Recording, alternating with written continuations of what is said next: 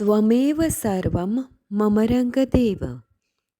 દત્ત ભાગવતનું બિરુદ પામેલ શ્રી રંગ અવધૂત શ્રી વિરચિત શ્રી ગુરુલીલામૃત ગ્રંથ આવાગમનના ફેરામાંથી મુક્ત કરાવે છે. જાણે બ્રહ્મરસાસ્વાદે ભર્યો નર્યો ગ્રંથ સાધ્યંત. આ વરદ અને ઔપાસનિક ગ્રંથને રંગબાળ શ્રી જગદીશાનંદજીએ સરળ અને સંક્ષિપ્ત ગદ્ય લેખન રૂપે વર્ષના દરેક દિવસ માટે 1 પેજ તેમ 364 પેજમાં આ શ્રીરંગ બ્રહ્મરસાસ્વાદનું સર્વને રસપાન કરાવ્યું છે. તે ક્રમમાં દરરોજ શ્રવણ કરીએ. દત્તબાવનીના ગાન પછી આ 1 પેજનું પઠન કરવું શ્રેયસ્કર છે. સપ્તાહ 16 બુધવાર. નિરંજન તો અલખજીની વાત સુણતા જ દંગ થઈ ગયો અને કહેવા લાગ્યો, હે દેવ, હવે મને સમજાયું કે દેવ અને દાનવ વચ્ચેના ગુણધર્મ, કર્મ, નિષ્કર્મ વગેરે ભેદને કારણે જ જગતમાં દ્વૈત, અજ્ઞાન અને અહંકારને લીધે જ આ દાવાનળ સળગે છે. હજી મને એ જ સમજાતું નથી કે આવું શાને થાય છે. અલખજી કહે છે કે, હે નિરંજન, ગમે તેવું કુપાત્ર હોય પણ તેનામાં જો સત્પાત્રને સમજવાની, પોતાના જન્મજાત અજ્ઞાન અહંકારને ત્યજવાની અને સદ્ગુરુના શરણાર્થી બનવાની સહજ ત્યાગ ભાવના હોય તો પ્રકૃતિના સ્વભાવને પણ સંત બદલી શકે છે. પ્રથમ આપણામાંથી જ તે અવગુણ, અજ્ઞાન અને અહંકાર દૂર થાય અને વિનય, વિવેક અને નમ્રતા પ્રગટે તો આપોઆપ જ અસુરમાંથી સૂર થઈ શકાય છે. તેના જીવનની જન્મજાત કડવાશને તે સાકર જેવી મીઠી કરી શકે છે. નિરંજન બોલ્યો, હે પ્રભુ, શું પ્રકૃતિના ગુણધર્મને સંત સમાગમ કે સત્સંગ બદલી શકે છે?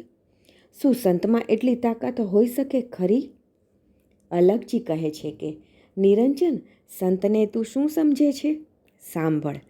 જે નિસ્પૃહી, નિરહંકારી, ક્ષોત્રિય, બ્રહ્મનિષ્ઠ, સદા સહનશીલ, અપકાર પર પણ જે સદા હરશ્વાસે ઉપકાર કરે, દ્વૈત ભાવથી પર થઈને દરેક જીવોની પ્રત્યેક પળે કલ્યાણની જે ભાવના સેવે, ગમે તેવા દુષ્ટ સ્વભાવવાળાના સંગમાં હોવા છતાંય સૌના દિલમાં પ્રેમ શાંતિની સરિતા વહાવે, આવા અનેક સદવિચારવાળા સત્સંગથી જ દરેક જીવોનો ઉદ્ધાર કરવાવાળા આ મૃત્યુલોકમાં વિચરતા આવા નિસ્પૃહી સંતો જ પૃથ્વી પરના હરતા ફરતા દેવો છે.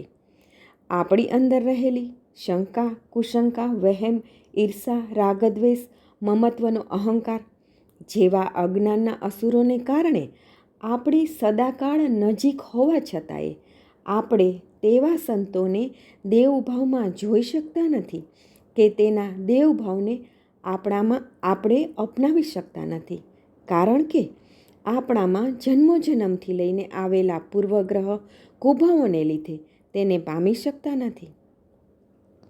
જેમ કે પ્રકૃતિએ જ પેદા કરેલા સુગંધિત પુષ્પની સુવાસને જન્મજાત શરદી લઈને પેદા થયો હોય તેવા શરદીની પ્રકૃતિવાળાઓ પુષ્પની સુવાસ ક્યારેય લઈ શકશે નહીં, કારણ કે તે જન્મજાત શરદીનો દર્દી છે. બસ તે જ રીતે આવા સદ્ગુણી સંતનો સહવાસ જન્મજાત જે અજ્ઞાન લઈને પેદા થયો હોય તેવા આસુરી વૃત્તિવાળા દેહધારીઓ સંતને કે ઈશ્વરને શું સમજી કે માણી શકે?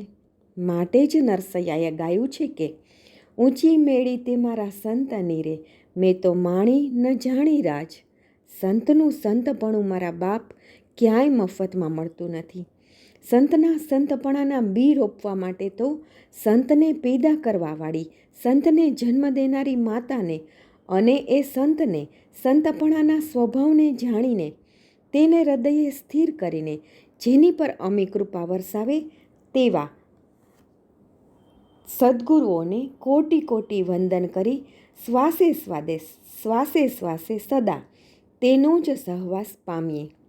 નિરંજન વળી પાછો વચમાં બોલ્યો કે, હે અલખજી, આપે આગળ કહ્યું કે પ્રકૃતિના ગુણધર્મને પણ સંત બદલી શકે છે. શું પ્રકૃતિને પણ સંત પોતાના હસ્તકમાં લઈ શકે છે? પ્રકૃતિ પણ સંતના કહેવા પ્રમાણે સંતની આજ્ઞાનું પાલન કરી શકે છે?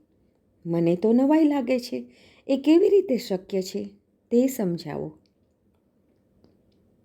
શ્રવણ ભક્તિ તારી નક્કી કેવળ અપૂર્વ જાણ, મળો શિષ્યત્વ સમ સુધી આપ હવે તું ધ્યાન. શ્રી ગુરુ લીલામૃત અધ્યાય 50 દોહરો 6. અવધૂત ચિંતન શ્રી ગુરુદેવ દત્ત.